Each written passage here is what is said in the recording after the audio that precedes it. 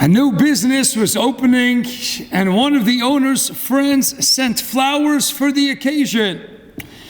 But a problem ensued when the owner read the card with the flowers. It said, "Rest in peace."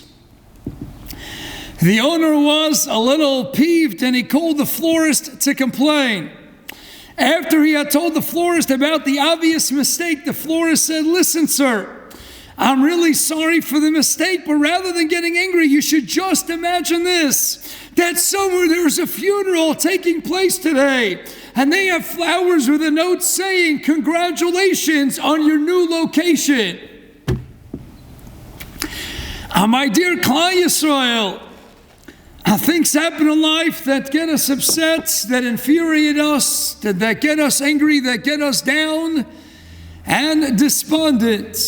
But so much is biyacholteinu, is in our hands. We are endowed with that unbelievable ability that we can alter our attitude, we can change our gisha, we can shift our focus, we can transition and decide what is our perspective going to be, our mabat achiyim, our worldview. It's all totally biyadenu, no matter what the outside circumstances dictate. But inside, in our mind, our mental attitude, our emotions, we alone can determine how are we going to be. Are we going to let ourselves get down in the dumps?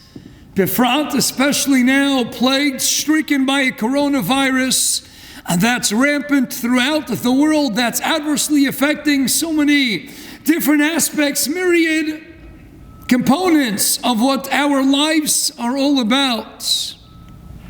Are we going to let it overtake us and overwhelm us? Are we going to say we are the Bailim, we are in control of our attitude, and we alone can determine, are we going to be happy, are we not going to be happy? There's a great sefer, a book that came out just recently by Rabbi Abraham Tursky, Hasidic Torah Tidbits. And he cites on page 73 the following from the Baal Shem Tov.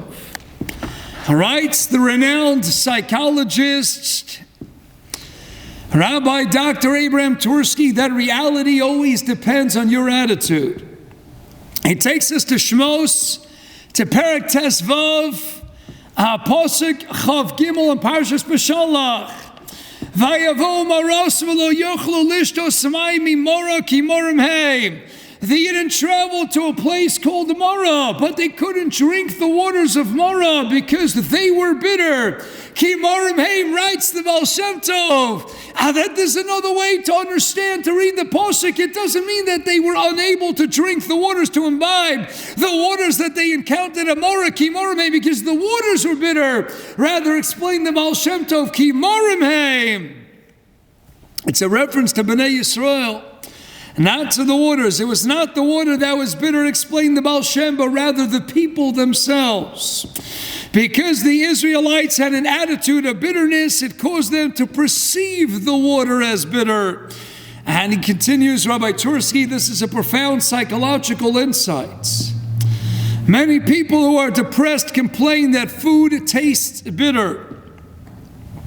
Anyone who looks through dark glasses will see the world as a dark place.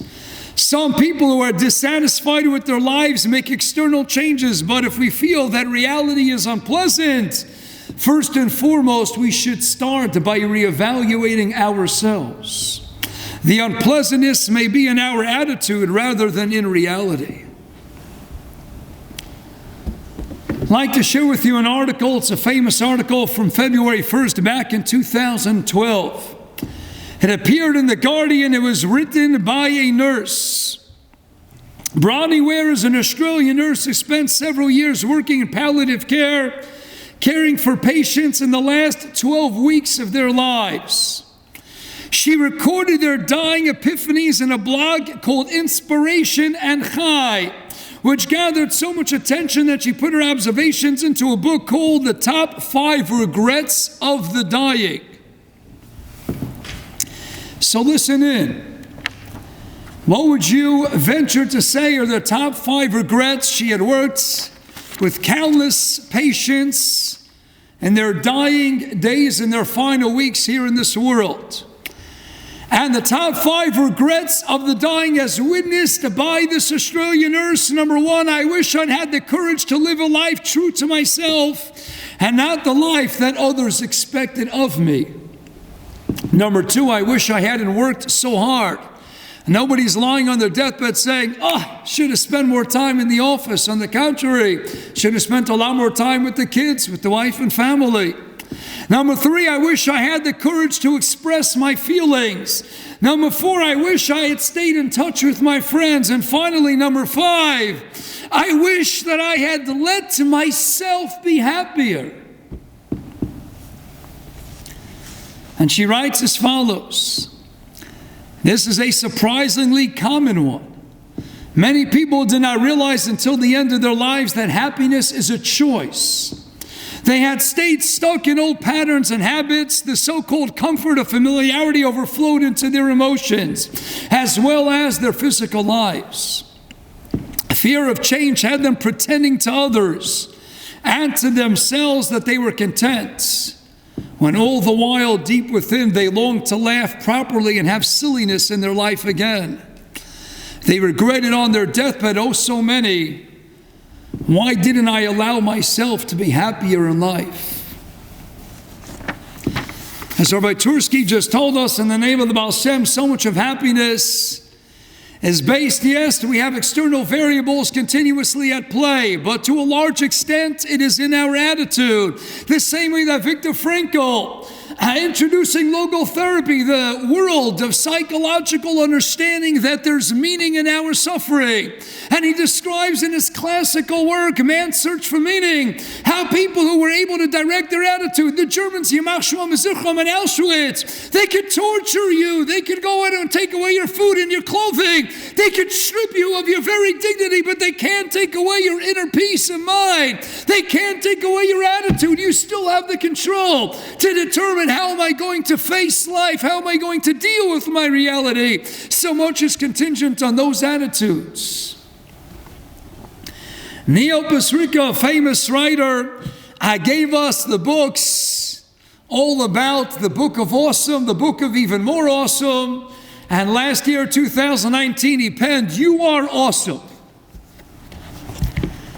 And in his book, You Are Awesome, on page 185, he cites a study, The Benefits of Frequent Positive Effect. Does happiness lead to success? And he says that this study determines that if you show up each and every day with a positive mindset, regardless of what's occurring in your daily lives, but you wake up in the morning and you decide, I'm going to be happy today. I'm going to have that spring in my step, the same way the Torah in the Shulchan Aruch, Yiskabra Ka'ari, for Avodah Sabori, I'm going to get up, energized with a sense of dynamism and verve and vigor, and I'm going to be positive, and I'm determining in my attitude that as I get up each and every morning, I'm going to smile. No matter what, I'm going to espouse a positive outlook no matter what transpires today. Those people who show up and start their days with a positive mindset have 31% higher productivity, 37% higher sales, and 3 times as much creativity as their peer group. Those are big wins, all achieved by taking a few moments to let go of something, to let go of those things that make you sad, to feel grateful and bring the right focus into your day. And never forget, Klal Yisrael, you are awesome. And God is awesome, Sheba awesome, Kaviyachol. And He gave you another day, another lease on life. You got to get up with that spring in your step. You got to say, no matter what's occurring around you, Klal Yisrael, you know why the waters are bitter? Kimarim Haim, as the Baal Shem Tov told us, because you were bitter. But make that shift in attitude, and it might just change everything. And Rav Chaim Brim's collected Sichas Marbe Chaim. The Heilige Rav Chaim Brim Zecher Tzadik Levrocha says that he heard from the illustrious of Chatzkel Abramsky. Chatzkel Abramsky, we know, was taken by the Russians and thrown into Siberia.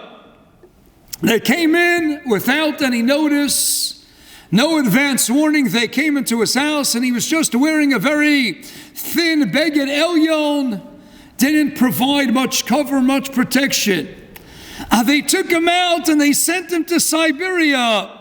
no talis and no tefillin, none of his coveted sfarim, no heavy overcoat. He gets to Siberia the very first day. He gets up in the morning and he wants to say Modani, but he doesn't have talis and tefillin to don that morning. He doesn't have any sfarim that he can open up that day. And he says, what am I saying Modani? What am I thanking God for? It's likely I'm going to freeze to death. I don't have a coat. I don't have adequate clothing. I don't have anything to give me comfort. Hein beruchnius, hein begashmius. Modani lefanecha, for what exactly? They took away everything from me. And then right away, Rechatzkel Abramsky said to himself, they took away my clothing, they took away my sfarim, my talis and tefillin. But you know what they couldn't take away from me? They couldn't take away from me my attitude, my mind, my emunah, my bitachon, my simchas achayim. They can never strip me of that which remains locked in my neshama and my attitude and my leiv and my moach. They can touch me from the outside, but they can never penetrate within. They can't take away my simchas achayim. They can't take away my emunah, my bitachon, my living with Hashem Yisparach, that I'm a Yid. Baruch Hashem, that I have Einon Mavado. My emunah by Hashem Yisparach, they can't touch that. So I'm going to get up and say Modani Levanecha. So typically, what do we recite? Rabbi Munasacha, great is your emunah, God, in me, that you restored my neshama within, and I can have yet another day in this world. But no, Rechatzkel Abramsky said Modani Levanecha. Why? Because Rabbi Munasacha, great is my emunah in you, Hashem, that as long as I have you with me, I don't have an overcoat, I don't have food, I don't have my sfarim, I don't have my talis, I don't have my tefillin, but I have my God, and my God and I, we're going to get through this together. Chatzkel Abramsky then told Chaim Brim, when he made it out of Siberia, made his way to Poland, and there he met one of the Frierdiker Lubavitcher Rebbes. And he told the Lubavitcher Rebbe this horror, this insight that he had that very first morning that he awoke in the frigid, bitter cold of Siberia. And he said to the Rebbe, the Maisa, and the Rebbe said, it was Kedai, everything that I endured throughout these war years. It was Kedai just for you to tell me that the Maisen, to give me chizuk for the rest of my life. That getting up each and every morning, Rabbi Munasecha, with a new understanding, a profound insight of great is my emunah in you, Hashem. That regardless of what my food looks like, regardless of how cold it is, regardless of whether I can go to my beautiful, beloved Beis Knesset, Beis Medrash, whether I can go to my school, my shir, my kollel, whether I can go to work, what's going to be parnasa. You can have the world taking away seemingly everything. They could take away everything, but they can't touch what matters, what's truly essential in life, and that's your emunah bitachon in God. And that's what produces that simchas achayim, and the attitude that says, no matter what fate, destiny sends my way, Hashem says, I'm never leaving you, my dear precious Yidden. I'm there with you every single day. And no matter what happens, don't worry, you can get through each and every day, because you got the Kodesh Baruch Hu. It's all in the attitude. One of the devoted disciples of the Baal HaTanya, he came back from a trip one time, returned to a small village only to see that his house and all the possessions contained therein went up in smoke and flames as a fire engulfed his entire world, his whole olam hazeh, his kitchen, his sfarim, his talis and tefillin. He lost everything. Baruch Hashem, his family members were safe. But he lost everything that he owned in this world. And he went right away to the Beis Knesset, and people followed him. What's he going to say? What is he going to do? He just saw his entire olam hazeh. His olam hagashmi crumbled, was destroyed entirely before his own eyes. What's he going to say? And he went to this shul, this Talmud of the Baal HaTanya, and he mustered up the kavanah. And he said, V'shem Amachas Baruch Atah Hashem Elokeinu Mecholam Shalo Asani Gai. And they said, what's pshat? Baruch Shlo Asani Gai. He says, because if I didn't have my relationship with HaKadosh Baruch Hu, I don't know how I would get through this.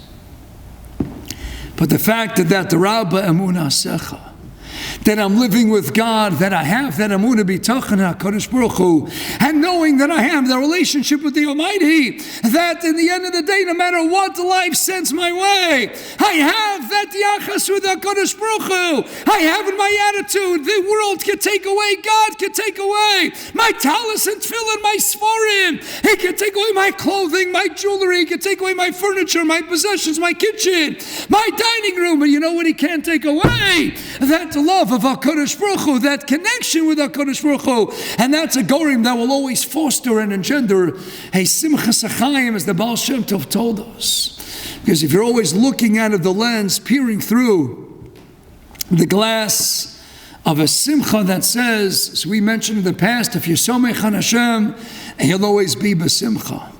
If you know that HaKadosh Baruch Hu will never ever abandon you, no matter how much He seemingly takes away from us in the Olam HaGashmi, and even when Rachmana Litzlan, Aleinu, people lose relatives, how many people are falling?